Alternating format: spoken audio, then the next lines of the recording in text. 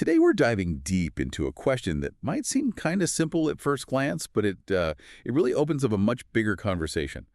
Why are teens choosing Starbucks as their go-to hangout spot?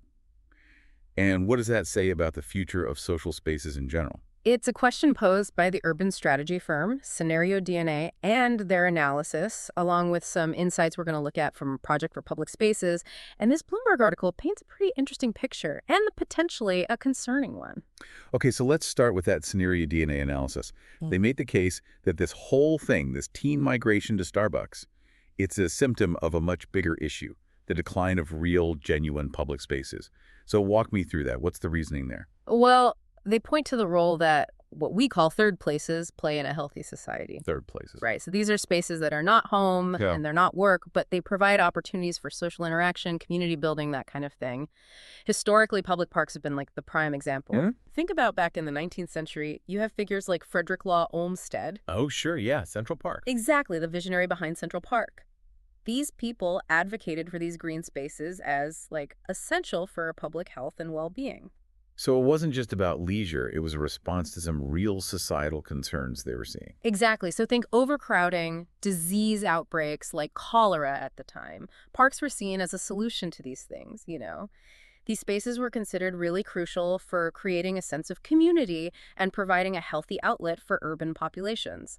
But scenarioDNA is arguing that for today's teenagers, that landscape of third places, it doesn't look the same. So how is it different? What's changed? Well, they point to a number of factors. The pandemic, for one, really accelerated that shift towards digital interaction, making physical gathering less central to socializing. Right. Ongoing health concerns, too, that plays a role. Makes some people, understandably, more cautious about crowded spaces. Yeah, I can see that. And it seems like even when you do want to get together in person, those more informal, unstructured spaces, Yeah. they're getting harder and harder to find. Right, and that's another key point, that scenarioDNA raises the increasing privatization of public space.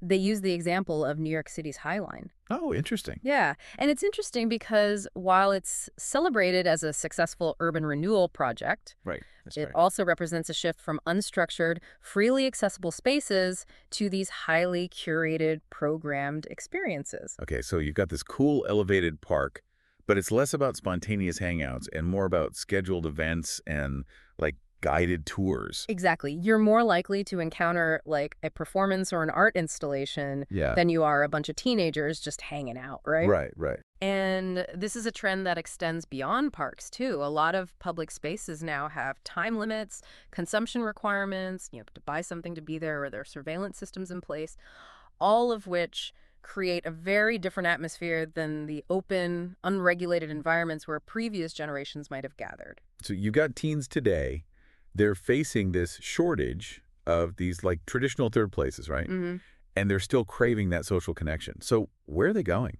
Well, that's the thing. scenarioDNA suggests they're seeking refuge in places like, Starbucks, Sephora, Interesting. these commercial spaces that, yeah, they offer a sense of belonging, a sense of community, but it's a community that's being built around consumerism. So instead of bonding over like shared experiences in a public park, they're bonding over brand names and like the latest Frappuccino or something. Yeah, essentially. And what scenarioDNA argues is that this raises some important questions about what kind of values, what kind of expectations does this kind of environment cultivate? Yeah.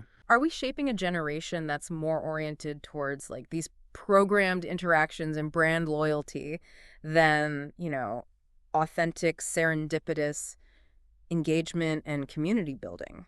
It's a pretty sobering thought Yeah. when you put it that way. And, it sounds like Starbucks is very aware of this dynamic that's happening. This Bloomberg article we have, it really dives into their whole marketing strategy. Yeah. And it's pretty fascinating how deliberately they've cultivated this teen-friendly image for themselves. Absolutely. The article talks about, their focus on these customizable drinks, all the brightly colored refreshers and Yeah. frappuccinos. Which are, let's be honest, they're very Instagrammable, very shareable. Exactly. Which caters perfectly to that, like, teenage desire for self-expression and belonging. And it's not even just the drinks. It's the whole atmosphere they've created. Right. Like comfortable seating, free Wi-Fi. It's like a home away from home. Yeah. But with, a constant stream of caffeine and sugary treats. Right. And it's working, clearly. Bloomberg highlights how some teens even go so far as to describe their Starbucks habit as, like, an addiction. They're saying things like, Starbucks does take all our money, but we can't stop. Wow. So they're hooked, but at what cost? You know? Is this reliance on these commercial spaces for social connection, is it really sustainable in the long run? That's the million-dollar question. And it brings us to our final perspective here, Project for Public Spaces. They're offering kind of a different vision for third places, one that's rooted in this concept of placemaking. Okay, so break that down for me. What exactly is placemaking? It sounds a little bit like, urban planning jargon. Yeah, it can be a little jargony, but in essence, it's about creating spaces that truly serve the needs and desires of the community. Okay. It emphasizes community-driven design. You're putting people at the center, not just buildings or aesthetics. Like, imagine the difference between, say, a bustling town square, right? Where people just naturally gather to socialize, to connect, versus like a sterile plaza, maybe with those really uncomfortable benches, that just stays mostly empty. It's about creating destinations, not just structures. Exactly. Think about like a vibrant community garden where people are coming together to grow food, to share skills, to build relationships, or a really lively public library that offers more than just books, right? It becomes a hub for learning, for discussion, for cultural events. These are all examples of placemaking in action. So how do we encourage more of that?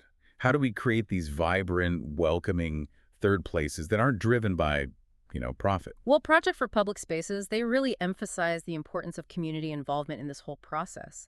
It's about understanding the needs, the desires of the people who are actually going to be using these spaces and designing with those needs in mind. Yeah, it really does sound like we need like a shift in mindset, moving away from this idea of just filling space Hmm. and actually thinking more about how to cultivate places that encourage that genuine connection. Absolutely. It's about prioritizing our social infrastructure just as much as we prioritize physical infrastructure.